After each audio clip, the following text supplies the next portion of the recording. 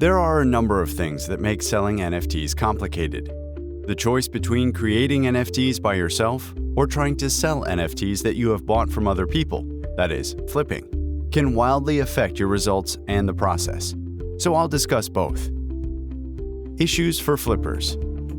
If you're flipping, it's not that hard to sell most NFTs. Or at least, you can build your own flipping strategy to make things easier.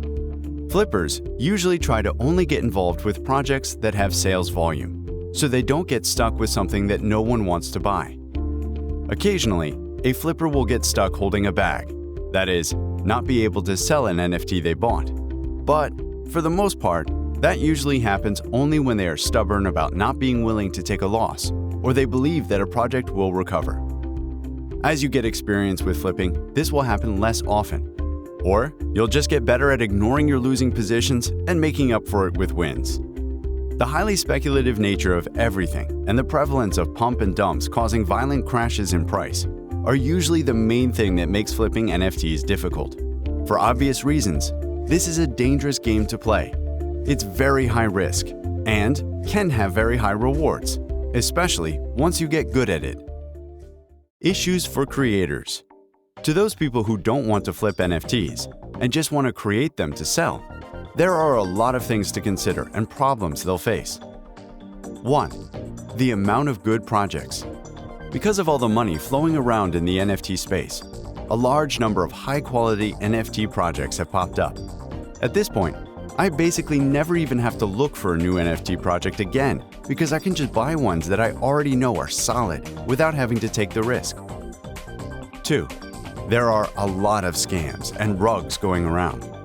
Unfortunately, scammers have taken advantage of the lack of regulation and safeguards in the space, and this affects everyone. There are a lot of good projects around, but there are even more scams and projects that legitimately fail.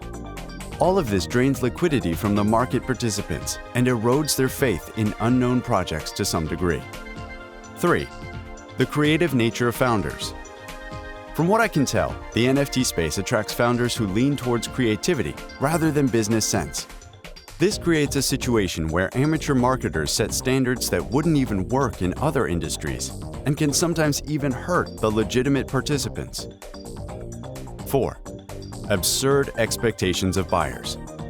When projects in the space take off, they usually skyrocket quickly, and this affects the expectations of buyers. Everyone seems to think that they can double their money overnight at will, when in reality, that's not the case at all. People lose interest very quickly if your project doesn't moon instantly, regardless of how good the project is outside of that. It's a shame. 5. Ignorant narratives from outside the space. A lot of people will read some negative assumptions about NFTs and form a negative opinion about them without even understanding them at all. They'll read some random article written by some random person who has never even owned an NFT and assume the person is informed when they aren't. They'll buy into a narrative that all NFTs are scams or Ponzi schemes, which is not true at all. They'll assume that NFTs are destroying the environment when there are entire blockchains that were developed to help with this issue. And they'll totally ignore all of the work that people are doing to reduce these problems. This hurts the space as a whole and makes it hard for people to approach their normal social network for support because often they are just met with unwarranted criticism and hate. 6. Blockchain technology is hard to understand. A lot of people can't even understand how a blockchain works or why the technology is useful, even people in the space. So that complicates things. It creates a situation where early adopters pretty much just have to say, "Just trust me, you'll learn," when they approach onboarding new people. 7. Herd mentality. A majority of projects I see in this space are basically just a slightly different copy or even a direct copy of another project. People will use the same mint prices, the same collection sizes, similar art, or sometimes even literally the same artwork, the same strategies, etc., and then expect to get the same results as other people.